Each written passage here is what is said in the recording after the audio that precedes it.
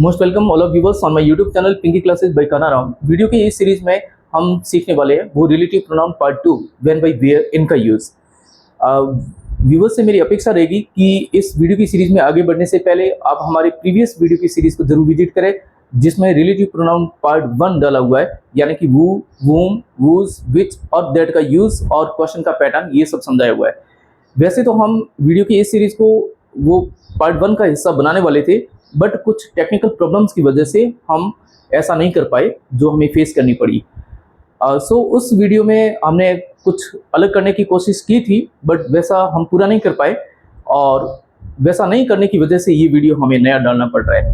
तो इसमें हम सीखने वाले हैं कुछ चीज़ें एक्स्ट्रा, सिर्फ व्हेन बाय वेयर ही नहीं।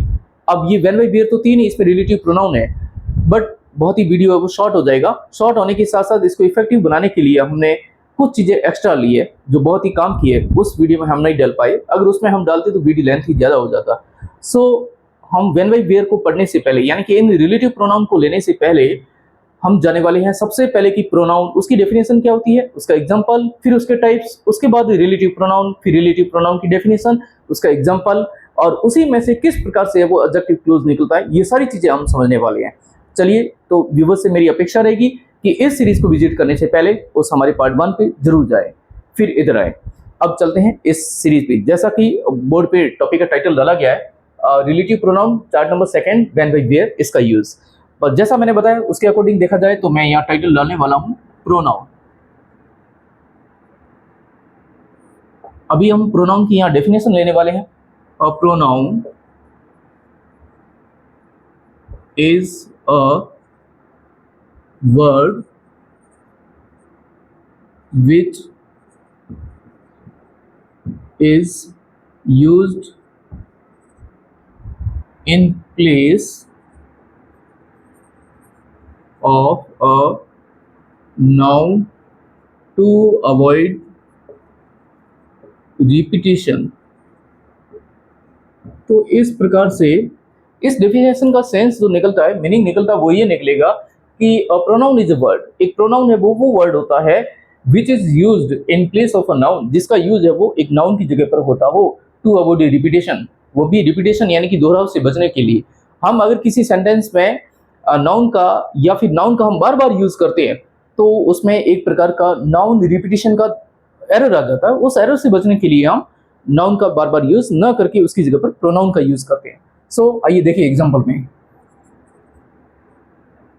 Raman is my close friend.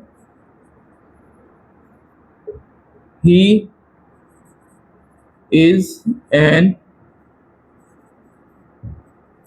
intelligent boy।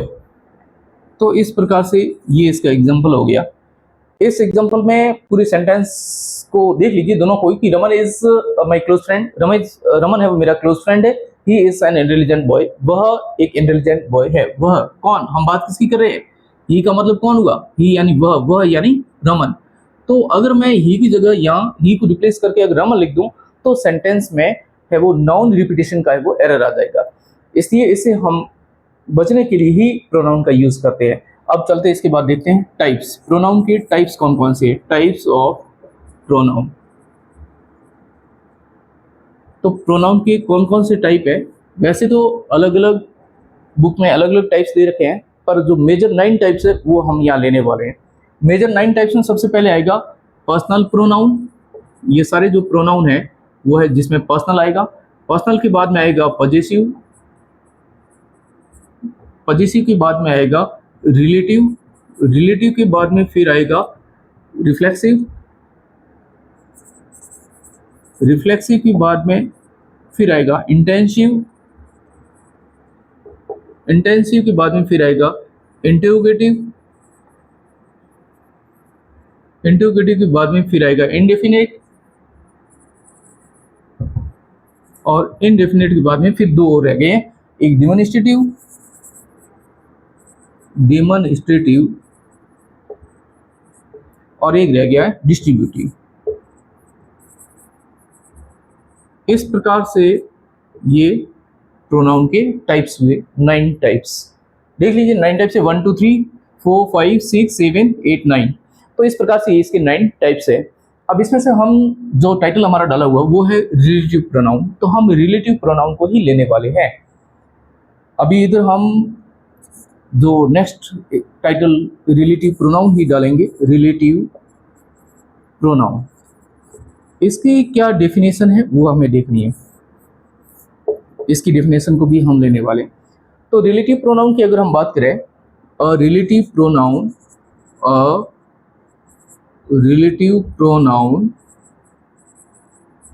is a word which is placed after a noun or a pronoun and it connects a noun or a pronoun to a group of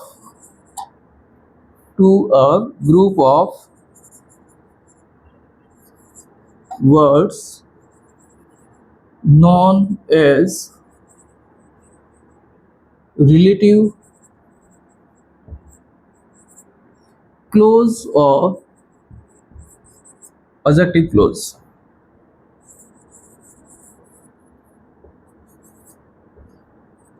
इस प्रकार से ये इसकी definition हो गई। अभी हम example लिखेंगे, उसके वैसे इसको देख लेते हैं पहले क्या मतलब हुआ कि relative pronoun is a word. एक रिलेटिव प्रोनाउन वो वर्ड होता है which is placed after a noun और अ प्रोनाउन, जिसको है वो किसी नाउन या फिर प्रोनाउन के बाद में रखा जाता है। एंड इट कनेक्ट्स, इट का मतलब हुआ relative pronoun, and it connects a noun और अ प्रोनाउन। और यह मतलब कि रिलेटिव प्रोनाउन है किसी नाउन या प्रोनाउन को कनेक्ट करता है, मतलब जोड़ता है to a group of words, एक प्रकार की ग्रुप ऑफ वर्ड से वो जोड़ता है या कनेक्ट करता है, नॉन एज रिलेटिव क्लोज और एडजेक्टिव क्लोज, जिसे रिलेटिव क्लोज या एडजेक्टिव क्लोज के नाम से जाना जाता है। अभी एक टॉपिक हमारे सामने और नया आगे से आगे बढ़ता जा रहा है, क्लोज टॉपिक आ गया।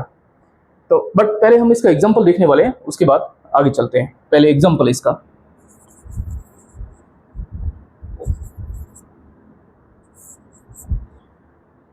एग्जांपल को देखते हैं हम। The book which you gave me is very interesting।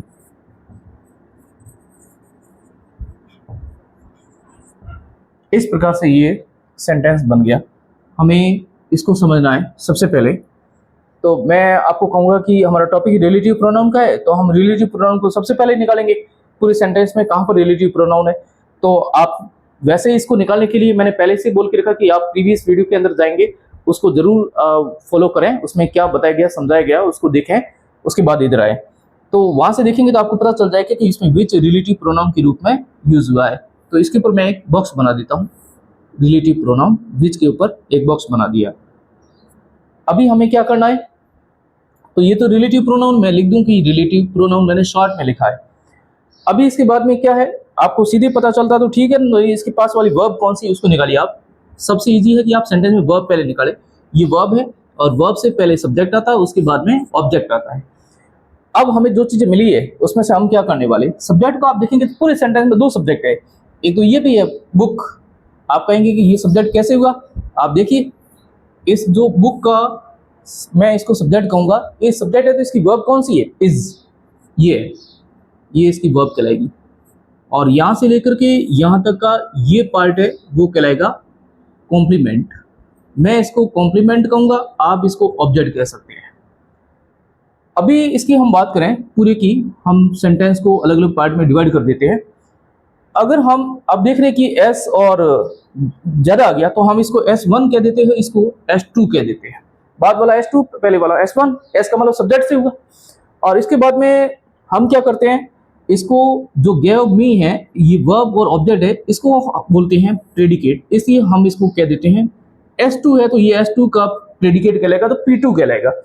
इसी प्रकार ये वाला है तो ये जो फर्स्ट नंबर सब्जेक्ट है उसका ये प्रेडिकेट कहलाएगा, सो ये P1 कहलाएगा। इस प्रकार से ये S1 और P1 बना, S2 और P2 बना।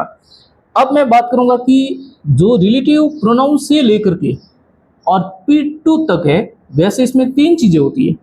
क्या क्या तीन चीजें होती है? एक रिलेटिव प्रोनाउन, फिर उसके बाद में सब्जेक्ट और फिर उसके बाद में प्रेडिकेट। तीन चीजें होती है, लेकिन कई बार ये रिलेटिव प्रोनाउन होता है वही सब्जेक्ट का रोल करता है, तो दो भी हो सकती है।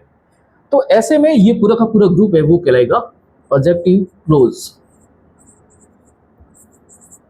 एडजेक्टिव क्लोज हम देख लेते हैं कि ये एडजेक्टिव क्लोज कैसे हुआ और इस डेफिनेशन को इसमें हम लागू करने वाले हैं।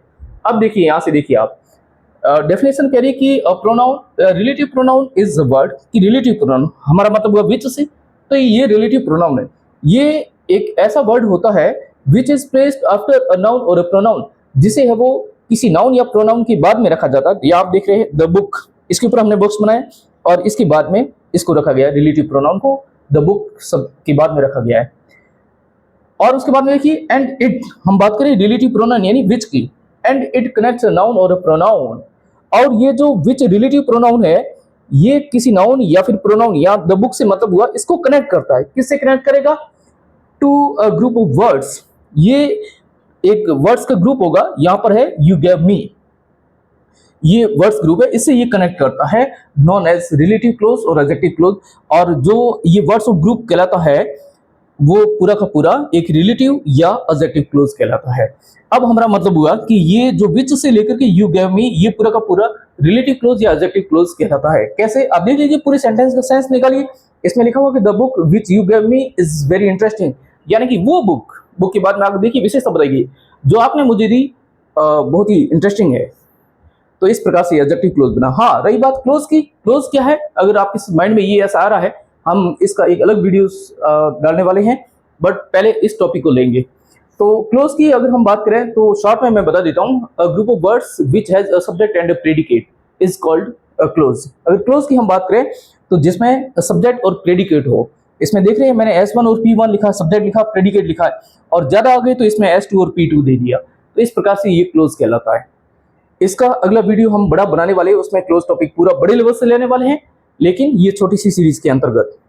अब चलते हैं इसके बाद में हम एग्जाम्पल के बाद में।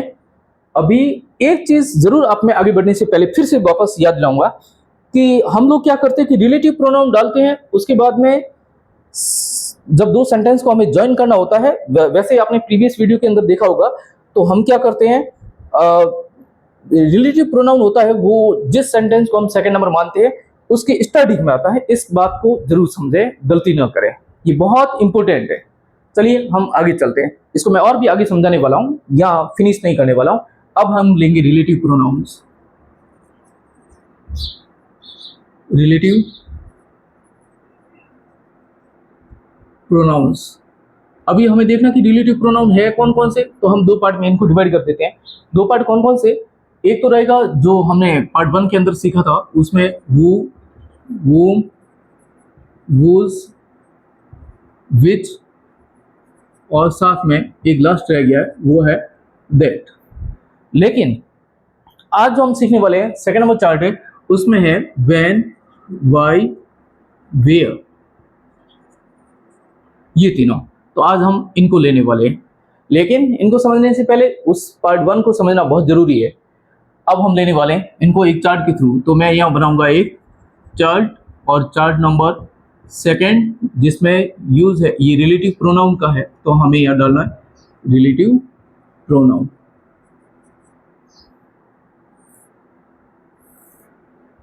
अब इसके बाद इस चार्ट को मैं दो पार्ट में डिवाइड करने वाला हूँ। दो पार्ट कौन कौन से रहेंगे? एक तरफ तो इसमें रिलेटिव प्रोनाउंस आएंगे, यानी कौन कौन से, व्हेन, व्हाई, वेयर, इनकी हम बात करें, तो दूसरी साइड में इनकी यूज की जो कंडीशंस है वो क्या रहेगी, वो हम लेने वाले हैं। तो इधर तो आएगा relative pronoun,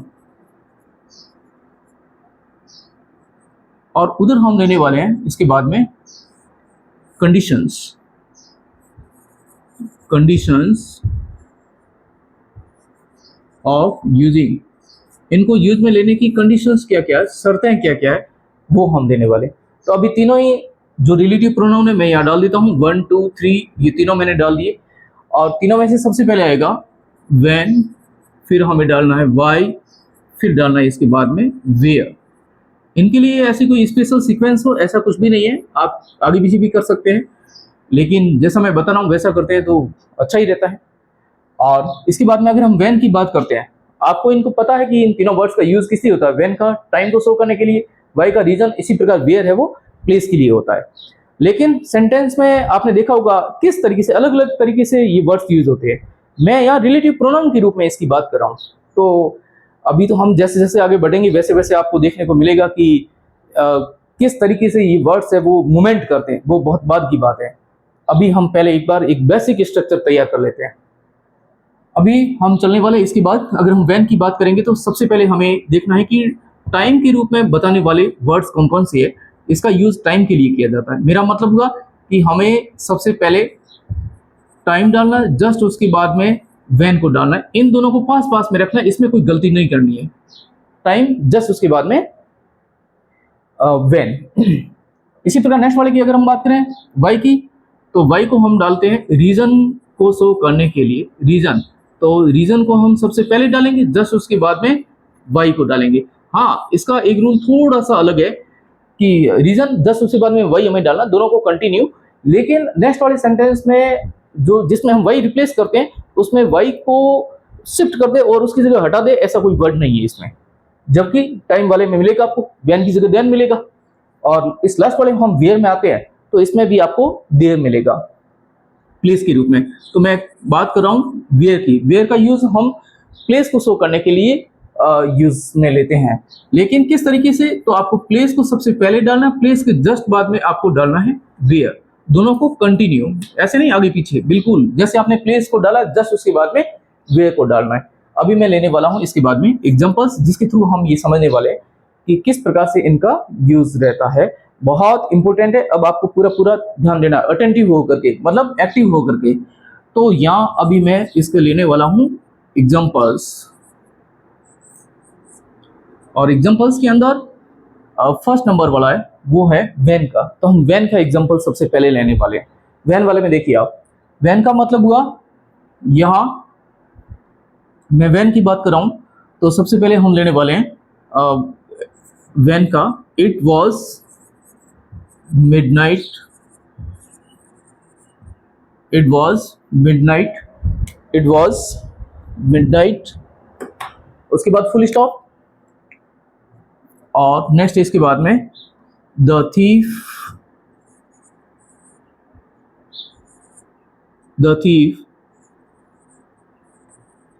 entered the house then। इस प्रकार से और एग्जाम में क्वेश्चन आता है और ब्रैकेट में दिया हुआ आएगा व्हेन का यूज करते हुए आपको ये सेंटेंस ज्वाइन करना है। तो जैसा मैंने बताया है, अब ये चीजें आपको समझनी है तो प्रीवियस वीडियो को बहुत ही अटेंटिव तरीके से देखना होगा, पूरे ध्यान से। तो यहाँ हम देख लेते हैं, जैसे व्हेन का यूज करना है तो आपको इसमें टाइम वाले वर्ड से वो निकाले, दोनों सेंटेंस के अंदर निकालने हैं। तो दोनों के अंदर पहले में तो इट वॉज मिडनाइट, यानी मिडनाइट का दौर, यानी कि टाइम था। तो यहाँ से आपको सीधा पता चल रहा है कि हम किसके बारे में डिस्कस कर रहे हैं, टाइम के बारे में। और टाइम के रूप में यहाँ वर्ड दिया हुआ है वो है मिडनाइट, तो हमने यहाँ ये ले लिया मिडनाइट। अब नेक्स्ट वाले सेंटेंस में हम जाएंगे कि the thief entered the house then. चोर ने तभी घर में एंट्री की, या चोर तभी है वो घर में घुसा। तभी, तभी का मतलब एट दैट टाइम, यानी कि उसी टाइम। कभी कभी है वो देन की जगह एट दैट टाइम भी लिखा हुआ आ सकता है, कंफ्यूज ना हुए। तो ये दोनों वर्ड्स है, इसके ऊपर सेकंड नंबर बॉक्स हमने बना दिया है। इस प्रकार से ये दो बॉक्स बन गए। अभी हमें क्या करना है, जैसा हमने प्रीवियस वीडियो के अंदर सीखा है वैसा ही फर्स्ट नंबर सेंटेंस को फर्स्ट में नोट करना होता है, जिसमें टाइम दिया हुआ है। टाइम इसमें दिया हुआ मिडनाइट का, तो इस वाले सेंटेंस को पहले नोट करना है, तो हम इसको पहले नोट करेंगे। अब इसके आंसर की बात करेंगे तो फर्स्ट वाले सेंटेंस को, फर्स्ट वाले का मतलब ये हुआ कि जिसमें टाइम दिया हुआ है उस सेंटेंस को हम पहले नोट करेंगे। तो टाइम इसमें दिया हुआ है, ये सेंटेंस अगर बाद में आ जाए तो भी हम इसको पहले नोट करने वाले। इस चीज की गलती बिल्कुल भी नहीं करें, ऐसा हो सकता है कई बार एग्जाम में आगे पीछे हो। तो अभी हम इसको लेने वाले हैं कि इट वॉज मिडनाइट। फर्स्ट वाले सेंटेंस को मैं फर्स्ट में नोट करूंगा, कहां से करूंगा, कहां तक, स्टार्टिंग से लेकर के बॉक्स तक। तो अब यहां से इट वॉज मिडनाइट, उसके बाद में रुक जाना है, दोनों बॉक्स को पास पास में करना है। तो इस वाले सेकंड नंबर बॉक्स होगा वो देन है, सीधा हम देन को नहीं लाएंगे, देन को व्हेन से रिप्लेस करेंगे, अब उसको ले आएंगे। तो यहां हो जाएगा व्हेन द, उसके बाद में एक, फिर इसके बाद में जैसे आपने बॉक्स को रिप्लेस किया उसके बाद बिल्कुल भी गलती नहीं करनी है। क्या नहीं करनी है? क्योंकि फिर सेकंड नंबर सेंटेंस को स्टार्टिंग से नोट करना है। ये बॉक्स तो कहीं पर भी हो सकता है, बीच में भी हो सकता है, कहीं न कहीं हो सकता है। ऐसी स्थिति में आपको गलती नहीं करनी है, हमेशा ध्यान रखना है सेंटेंस को वापस स्टार्टिंग से नोट करना है। तो द थीफ, उसके बाद में एंटर्ड द हाउस, हमें यहां तक ही नोट करना था। तो इस प्रकार से फर्स्ट नंबर वाला हो गया व्हेन का यूज। अभी लेकिन व्हेन ये रिलेटिव क्लोज या एडजेक्टिव क्लोज या यूं कह देखिए रिलेटिव प्रोनाउन कैसे हुआ, सबसे बड़ी इसकी पहचान ये है कि ठीक इससे पहले टाइम 100% आएगा। टाइम आता तो ही ये व्हेन है वो किस रूप में कहलाएगा? रिलेटिव प्रोनाउन के रूप में, अदरवाइज नहीं। और बिना टाइम के भी आ सकता है तो वो रिलेटिव प्रोनाउन नहीं होगा। इस चीज का जरूर ध्यान रखें आप। हम जैसे जैसे आगे बढ़ेंगे वैसे वैसे वीडियो की सीरीज में समझते रहेंगे। जब हमारा बेसिक स्ट्रक्चर क्लियर हो जाएगा तब हम एक ब्रॉड लेवल का वीडियो लेने वाले हैं जिसमें सारा कंफ्यूजन कि व्हेन कितने टाइप से आ सकता है, वेयर कितने टाइप से आ सकता है, इन सबको ओवरऑल को एक पूरे प्लेटफॉर्म पे लेने वाले हैं। चलिए हम आगे चलने वाले हैं। इसके बाद सेकंड नंबर हम वाई की बात करें तो वाई वाले में देखिए द रीजन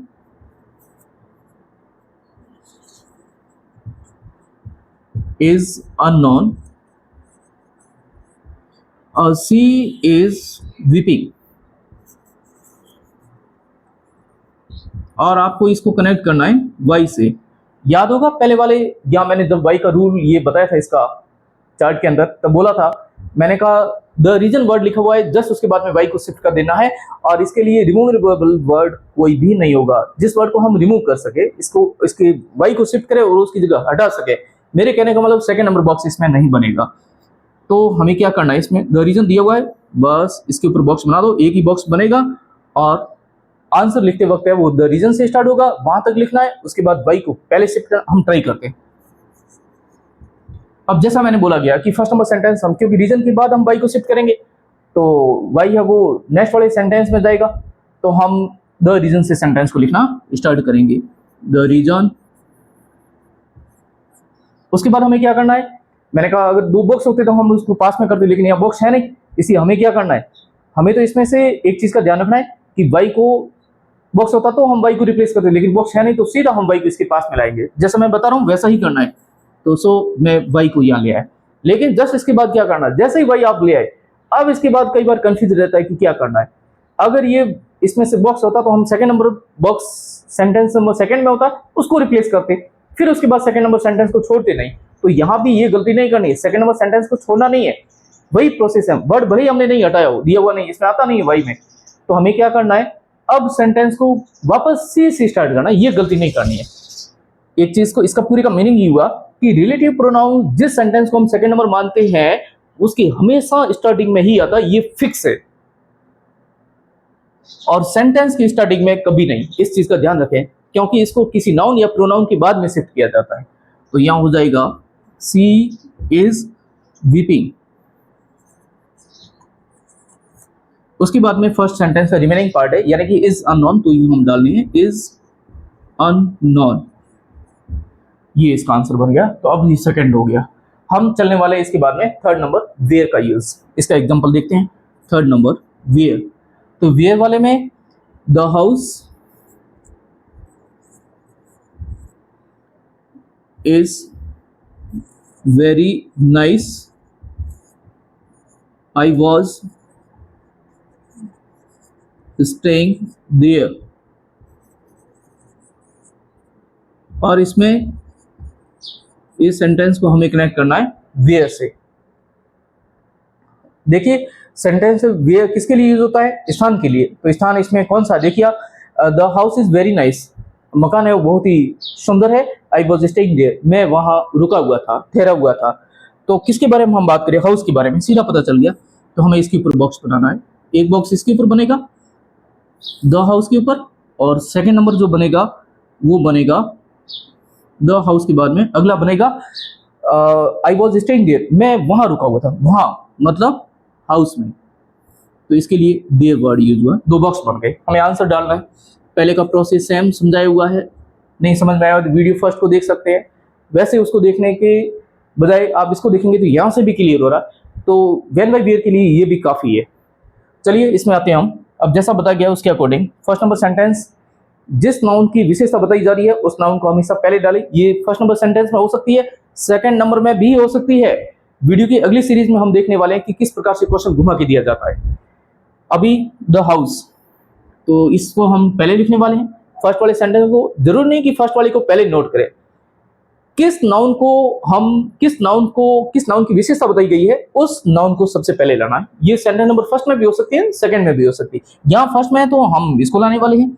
तो द हाउस से मैं सेंटेंस को स्टार्ट करूंगा और यहाँ से लिखते हुए द हाउस तक ही लिखूंगा, क्योंकि फर्स्ट सेंटेंस जिसमें जिस नाउन की विशेषता बताई जा रही है उसको हमें पहले नोट करना है। ये फर्स्ट में है तो उसको स्टार्टिंग से नोट करना है और बॉक्स तक नोट करना है, इसलिए मैंने यहाँ तक किया है। अब इसके बाद हम क्या करते हैं, नेक्स्ट वाले पार्ट में दोनों बॉक्स को पास में करते हैं, लेकिन सीधा नहीं, इस बॉक्स वाले को ब्रैकेट से रिप्लेस करते हैं, यानी कि देयर को हटा देंगे, वेयर को शिफ्ट कर देंगे, अब बॉक्स लाएंगे पास में, तो यहाँ हो जाएगा वेयर। उसके बाद में अब क्या करना है, मैंने पहले बोला कि हमने रिप्लेस किस में से किया, बॉक्स सेकंड नंबर सेंटेंस में से, तो अब सेकंड नंबर से बाहर नहीं निकलना है। और ये मैंने पहले बोला कि relative pronoun sentence number second जो हम मानेंगे उसके ठीक पहले आएगा। तो अब सेकंड नंबर हमने इसको माना है, तो इसके पहले यहाँ आ गया वेयर, तो हमें आई से स्टार्ट करना है। I was staying. उसके बाद ये तो हमने लिख दिया बॉक्स पहले। अब remaining part of the sentence यानी कि फर्स्ट का ये इज वेरी नाइस, ये हमें लिखना है, इज वेरी नाइस। तो इस प्रकार से ये हमारा वीडियो हुआ। वीडियो की अभी तो स्टार्टिंग है, सीरीज हुई है, हम कहाँ तक जाएंगे ये बता नहीं सकते हैं, क्या मंजिल है पता नहीं अभी। लेकिन वीडियो को लेफ्ट करने से पहले मेरी आपसे अपेक्षा रहेगी, अगर मेरा वीडियो आपको इंप्रेसिव और इफेक्टिव लगा हो, बहुत ही अच्छा लगा हो, तो शेयर जरूर कीजिए, लाइक कीजिए और सब्सक्राइब करना बिल्कुल भी ना भूलें। Thank you so much. मिलते हैं नेक्स्ट एक अच्छी सी वीडियो के साथ।